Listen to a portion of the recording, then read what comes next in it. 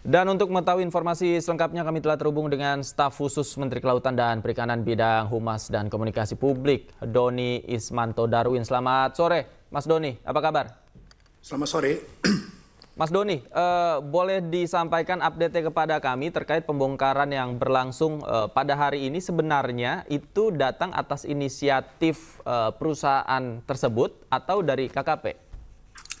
Ya, pertama-tama saya mengucapkan apresiasi ya kepada PT TRPN yang sudah melakukan pembongkaran secara mandiri pagar laut yang mereka bangun. Pembongkaran secara mandiri ini sebenarnya bagian dari sanksi administratif yang akan dikenakan kepada PT tersebut karena PT tersebut dari hasil pemeriksaan yang dilakukan oleh Polsus di KKP terindikasi melanggar pemanfaatan ruang laut, tidak memiliki izin PKKPRL dan perizinan berusaha untuk reklamasi. Jadi ini baru untuk sanksi administratifnya, itu bagiannya adalah membongkar. Nanti setelah itu akan menyusul ada denda juga sesuai dengan PP 85 dan Permen KP nomor 31 tahun 2021, serta nanti kita akan minta si Permarakarsa untuk melakukan pemulihan ruang laut yang telah mereka langgar. Oke, artinya inisiatif ini datang dari perusahaan tersebut, Pak, ya, dan seluruh biaya yang digunakan dalam pembongkaran ini keluar dari mereka sendiri? Ya, sebenarnya dalam kasus-kasus seperti ini yang sudah ditangani oleh KKP, ini bukan kasus pertama. Dari tahun lalu juga ada ratusan kasus yang seperti ini, pelanggaran pemanfaatan ruang laut atau reklamasi yang tidak memiliki izin usaha, itu untuk restorasinya, untuk pembongkarannya, semuanya memang dibebankan kepada Pemrakarsa atau dalam hal ini perusahaan yang melakukan tindakan pelanggaran. Jadi bukan negara, dan itu bagian dari sanksi administratifnya.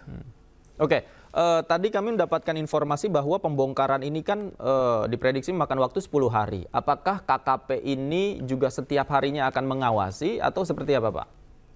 Ya, sesuai tadi Pak Dirjen kami, Pak Ung di lapangan mengatakan akan ada tim nanti dari PSDKP yang mengawasi.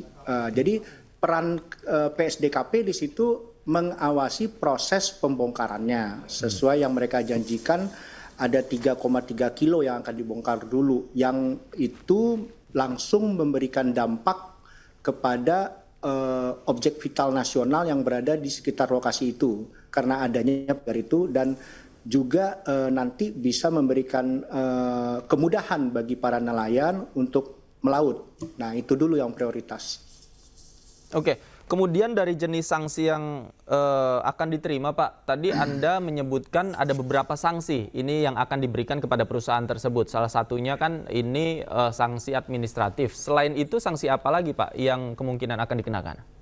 Jadi sanksinya itu ada administratif itu nanti denda ya Mas. Dendanya itu berdasarkan PP 85 dan Permen KP nomor 31 untuk pelanggaran pemanfaatan ruang laut tidak menggunakan PKKPRL atau tidak memiliki PKKPRL, itu dilihat area yang terdampak nanti dikalikan dengan 18.600.000 per hektar.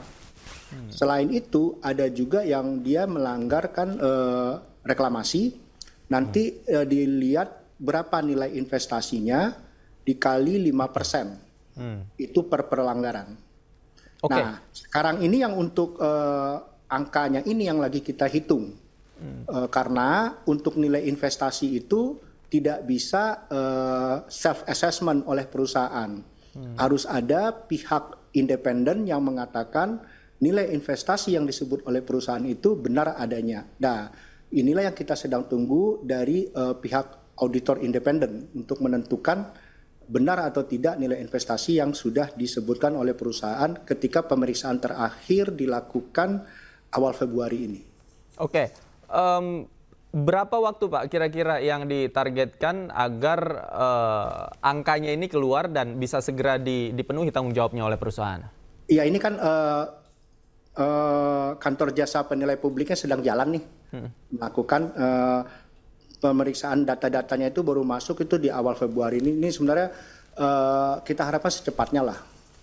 Oke, kemudian Pak, jika perusahaan sudah terbukti melanggar, ini kan bagian dari sanksi administratif karena perusahaan tersebut melanggar. Kemudian ketika prosesnya sudah dilakukan oleh perusahaan tersebut dan perusahaan tersebut mengajukan izin kembali untuk memenuhi persyaratan sesuai dengan hukum yang berlaku, bagaimana kemudian prosedurnya? Apakah akan diizinkan kembali, Pak?